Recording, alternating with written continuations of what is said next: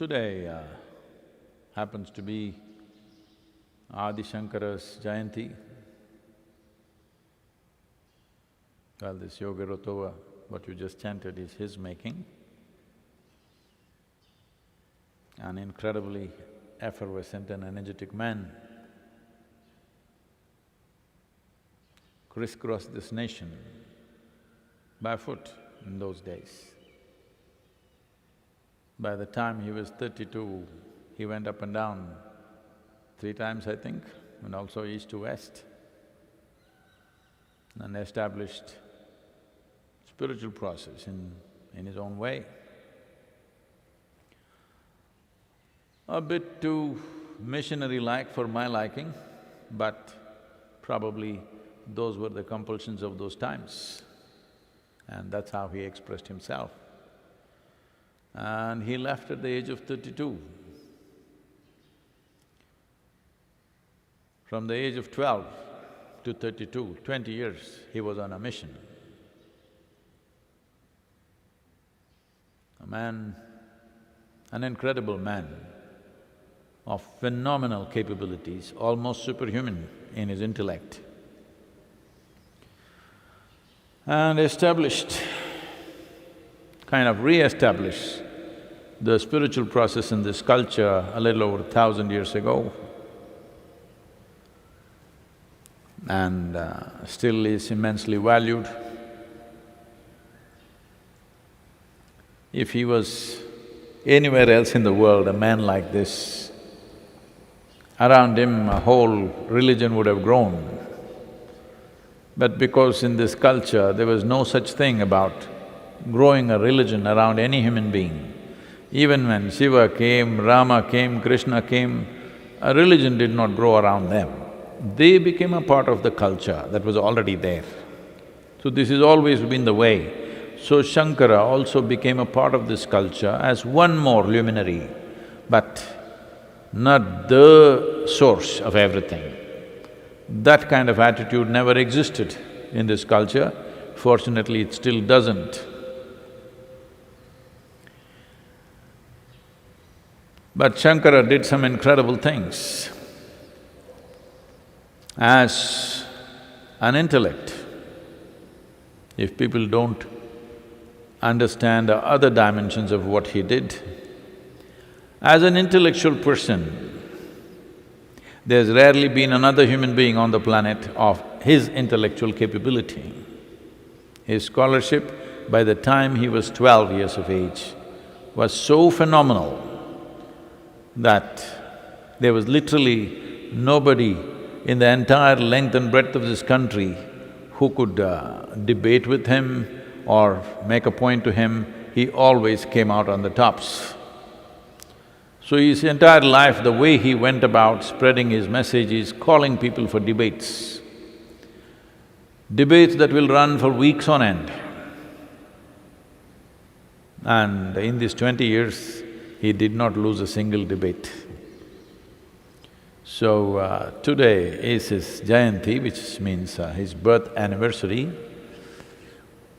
There are institutions in his name for maybe not in the same vibrance with which the man lived. Just to tell you something about him. He was a brisk walker, obviously. So he's always walking ahead and his disciples few feet behind or few yards behind or maybe half a kilometer behind, they're always trying to catch up and running behind him. Because unless he stops, they cannot stop. This man just walks. So when he stops to eat, everybody stops to eat, otherwise they keep going. One day he was walking and outside a village, he saw people drinking liquor and rolling around in so many conditions. He just observed this. He just walked in. Those days and even today, one of the favorite drinks in the villages is called toddy. It comes from the palm tree. It is something like the Western beer, but it looks like buttermilk. And it can be either very mildly alcoholic or it could be done very strong. This place must have been strong because people were crawling around. So he looked at this, he walked into the toddy shop, he picked up the whole pitcher of toddy and just drank it up and just walked on, didn't crawl. So his disciples watched him drinking and then among themselves, well, our guru is drinking.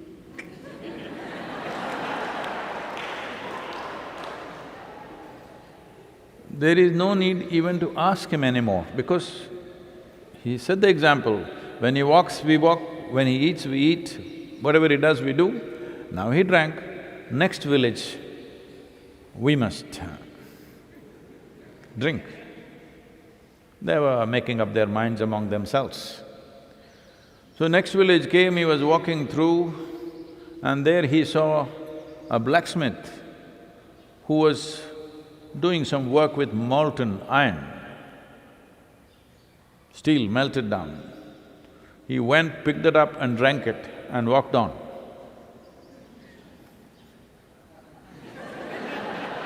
Of course, they don't want to drink that So, almost a superhuman being, a phenomena in his time. After 1,000 years, he still lives. People still… a large number of people still practice and recite what he has done. In many ways,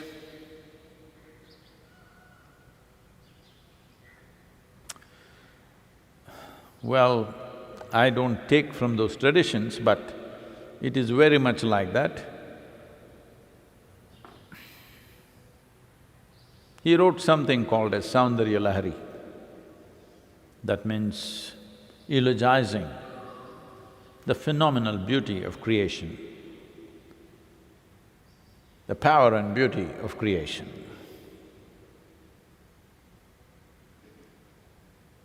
So, this was done so that the worship of the feminine lives in this culture.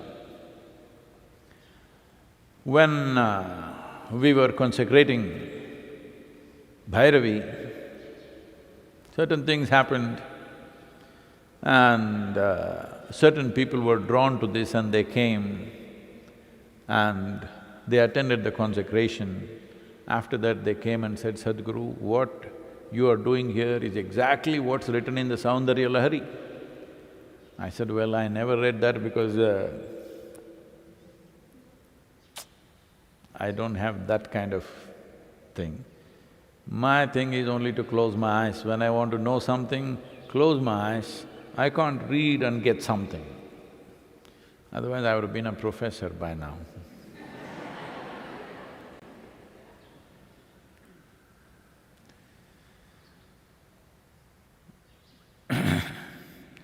So, the Devi, at least they say, it should be, is almost parallel to what Saundarya Lahari talks about in terms of worship of the feminine and how it should be done and whatever. I do not know the detail, I only know what they said. I am that kind of a dud. Even after being told, I still did not read it. If all of you don't keep me this busy, I could sit down and read maybe one day. Anyway, we wish to honor him today. Today is his birth anniversary. We bow down to him for the kind of being that he was. We need to produce such people on this planet. If we want humanity to rise to a new possibility, we need that kind of effervescence that what the man carries is so valuable that he walks up and down this nation. I'm saying this is not a small country. One end to another is 4,000 kilometers. And within 20 years, he walked 3 times up and down, once east and west.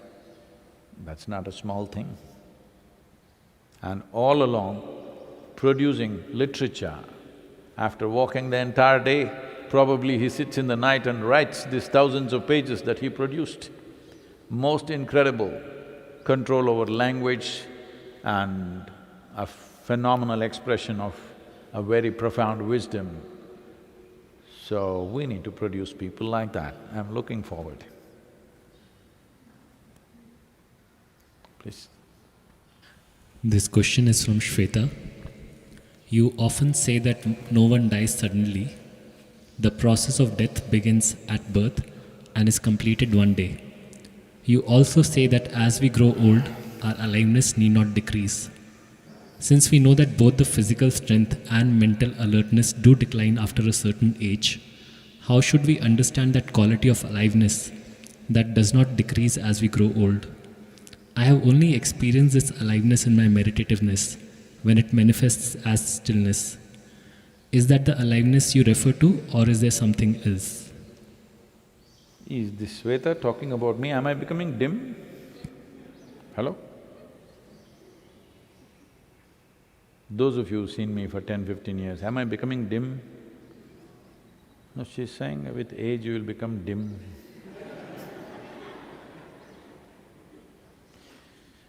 Well that nobody dies suddenly is a bit sensitive thing to say today because so many people are dying suddenly, at least in the experience of their friends, relatives and loved ones. Suddenly, virus, everything was fine, virus, gone tomorrow. Too many people. When 250,000 people have died in the last 2 months because of one cause, people die of various causes, that's different. But because of one cause, 250,000 people die. Somebody is making an estimate of this, some kind of calculation, I didn't go through this properly. But they made some calculation, what is the weight of one single virus and how many virus does it take to kill one human being. So many people, 3 million people infected, so many people dead. So what is the number of virus? So what would be their cumulative weight? So till now, the number of virus, whatever the trillion virus, their weight amounts to 1 gram. 1 gram of virus has the humanity on its knees. 1 gram, can you beat that? I want you to just see. So, this is not a time to tell people death doesn't happen suddenly. The day you were born, you were anyway started dying. That is true when people come and sit in front of you for looking at the profoundness of life, not when people are battling with the pandemic. You don't tell them, don't worry, death doesn't happen suddenly. The day you were born, you got the virus, it's just a question of time. Not a thing to say. But anyway, you're not asking a virus question, I know. Well, this is not because I said. Everybody who was born 200 years ago is dead right now. Is it confirmed? All dead. Everybody who lived here 500 years ago, all dead. Everybody who existed 1,000 years ago, all dead. Even most people, almost all of them who were born 100 years ago, all dead. So, death has been an enduring process among us. It did not happen suddenly, obviously. It's always been on. So at what point in my life does it start? No, birth means death. Birth is the beginning, death is the end of a certain process. The physiological process of who we are, and also to a large extent the psychological process of who we are, begins at birth and ends with death. This is not my invention, don't blame it on me if you die tomorrow. This is not… death is not my invention, I just wrote a book on it. Oh, Sadhguru invented death, let's fix him. No, I did not. People have been dying before I came, and people will die after I'm gone. So, with age, body is becoming weaker.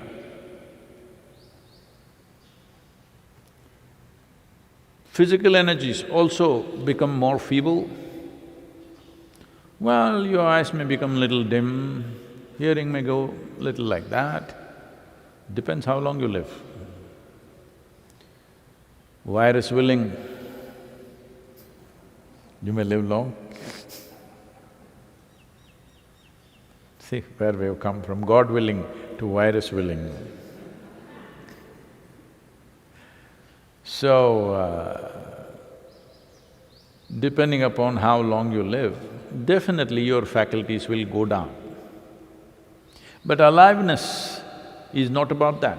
Your faculties are just like physical capabilities. Your ability to see, hear, taste, smell, all these are physical capabilities. They will definitely diminish. How badly depends on how you keep yourself, but it will definitely diminish. What you are at 20, you will not be at 80 in terms of your both physical and mental capabilities, probably. But does it mean to say it is lowered level of aliveness? You need to look at this. Aliveness means fundamental life. This life has various accessories for it to make itself present now. To be present, it needs a physical energy, a physical body, neurological system, intellectual process, mental processes, and the five senses. These are all projections that it slowly put out. When in your mother's womb those two cells met, you had none of these things. You had none of those things. You could not see, you could not hear, you could not taste, you could not smell, you could not do nothing. Slowly it put itself out. It is like… it's a beautiful thing, I don't know why they broke it. Anyway, it's beautiful still. So, the tree standing there, the leaves, the branches and the flowers are something that it put out. Similarly, you put out many things, your physical body, your mental capabilities, your five senses, these are all accessories, extensions that we put out so that we live as a competent life. How well you put it out, how well organized this whole organization is. This is an organization. We can call it an organism, but an organism is an organization of its own. So it organized all these things. Evolutionary process, if you look at it, over a period of time, we organized our capabilities more and more and more. You are a little more capable than an amoeba, aren't you? No, don't underestimate, you see what the virus is doing 1 gram, I believe. So, this organization grew because of that, certain capability, certain impact. But this is all done by the life. Or if you don't understand, or if there is too much misunderstanding, or if the word life is too spread out, let us say the source of life. That which is the source of life, which is life itself, it's easier, simpler and more appropriate to call it life. Because it is life, these are all extensions and accessories. This was not enough, legs were not enough, so we got a car was not enough, so we got an airplane. Like this, we put up accessories. Now, people are very angry with me because I said if you buy a car, 8 years you must use. So many people are so angry with me. Okay, you can reduce it to 6 years or 5 years, but fix some time. You know, how many human beings on the planet, how many cars on the planet, how many computers on the planet, how many everything on the planet, we need to make up our mind. Similarly, how much extension you want to do, also you must decide, isn't it?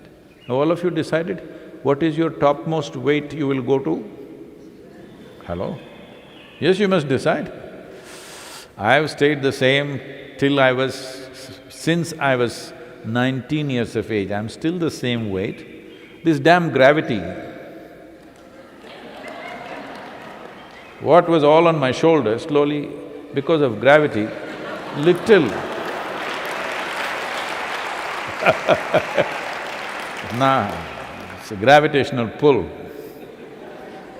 I've yielded a little bit to the planet. So, but I will maintain the same weight. All of you also must decide how much extension you're going to do, both physiologically and physically, materially, how much extension, everybody must decide. Otherwise, organization itself becomes a limiting factor.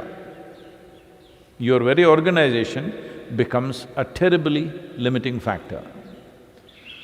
So, you are mistaking your organization for yourself. That's why this question is coming. Yes, organization, however well you manage it, after some time it'll because it's material organization, unless it's completely renewed, it tends to deplete. Whatever is hardware will deplete, whatever is software, you can update.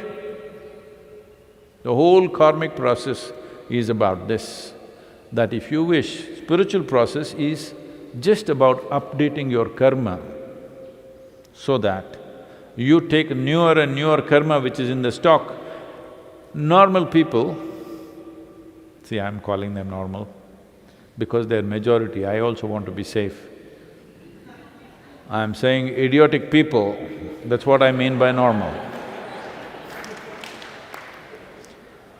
Idiots in the world will always see how to have limited karma. One who is on the spiritual path, who is on fire, wants to download the whole warehouse, but he knows if he downloads the whole warehouse, the hardware itself may break, it's too much. So, keeps upgrading, keeps on taking up more trouble, because we want all the troubles to be done as quickly as possible, constantly upgrading or downloading more and more. So it looks like those who are on the spiritual path seem to be, in terms of life situations, they're a little more tortured than others. But it's okay, as long as you're suffering, load is not a problem. Load is not a problem. Everybody goes to the gymnasium and does this. They're carrying loads because they think their body will improve with that. So load will only strengthen you unless you suffer the load.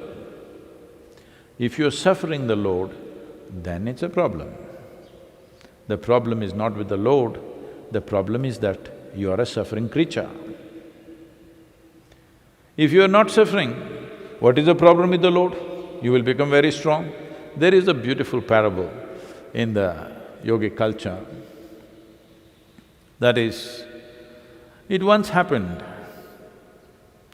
one young man took his cattle herd for grazing in the forest, which was normal part of life here because this is a pastoral culture. Largely, the wealth in this country was not land, was always animals, cattle. How many cattle do you have? That's your wealth. So, he took his herd to the forest. There, for the first time, he actually witnessed a cow delivering a calf. This is a tender moment. If you see how it happens, then it's a wonder of the wonders that a new life just falls out like that. And the tiny little thing on fragile legs like that. He felt so touched by this. He picked up the calf, put it on his shoulder and walked back home. He got so immensely involved with this little calf. Every day he carries it to the forest, grazing and again bringing back on his shoulders. 8 years passed away. He was still carrying. By then, his reputation had spread across the whole region. He's a superman, he carries a full-grown bull on his shoulders and walks. Because the calf puts on weight slowly just like you. No, you're all good. He never realized, out of his love, he just carried this calf every day. Every day it puts on a few grams. After 8 years, it's become a full-grown bull, but he carries and walks. So his reputation spread right across the region as a superman who can carry a bull and walk. So this is what load does to you, that it will make you so strong, you can't imagine. But if you suffer the load, why should I carry this damn thing? Then it's a big problem. So one who is on the spiritual path is always seeing how to download new software and deal with it, not postpone it for tomorrow, not postpone it for another time. We want to deal with it now. Everything that's there in this, all the stuff, whatever, good, bad, ugly, I want to handle it now, not tomorrow. Are you okay? Everything, good things, bad things, ugly things, nonsense, whatever it is, we want to deal with it now. We want tomorrow like that. We don't mind today working our life out because we want to be done with everything, and if we sit tomorrow, we must sit like we are the beginning of creation. The beginning of creation, everything was still. Like that, you must be able to sit. Because the beginning of creation is also invested within you. When I say life, I'm talking about that which began everything is sitting within you. How will that diminish with stupid 100 years that you may live? Virus willing. Your 100 years is stupid nonsense for that which begins life. That is throbbing within you. You have forgotten, you think your little finger is the center of the universe. Yes? No, I'm saying yourself, you're not even a little finger. You're not even a little finger for this creation, I want you to know. But when you think my little finger is the center of the universe, well, you're normal and stupid. Yes. Because largely people have made it very normal to be stupid. Unfortunately, we are trying to set up a new normal, that to be immensely capable, to be untouched by the process of life, but absolutely involved with life in every possible way, but untouched by it. This is normal, because this is the origin of life within me. It's untouched by anything that's happening. We want to be like how the creation and the source of creation is. Everybody is trying to say that their mental extensions, whatever they have done, they are saying that madness of the mind is the way life should be, or is the way life is. No matter… I've been talking to various groups of people, no matter what you say, in the end they ask, but Sadhguru, how to handle this anxiety post-corona?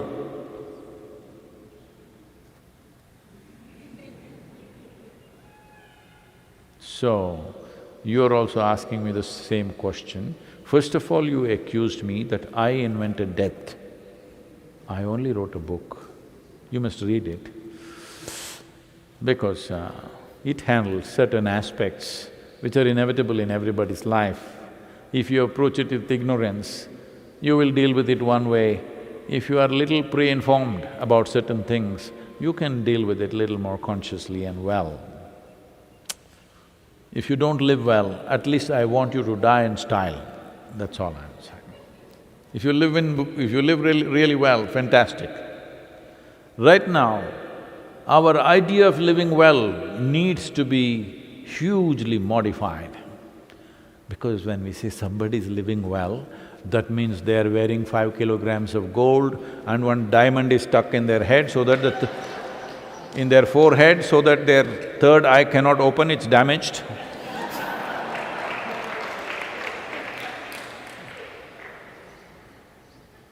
They're eating more than what they should eat, they're wearing more than what they should eat, they're using everything more than what they should use.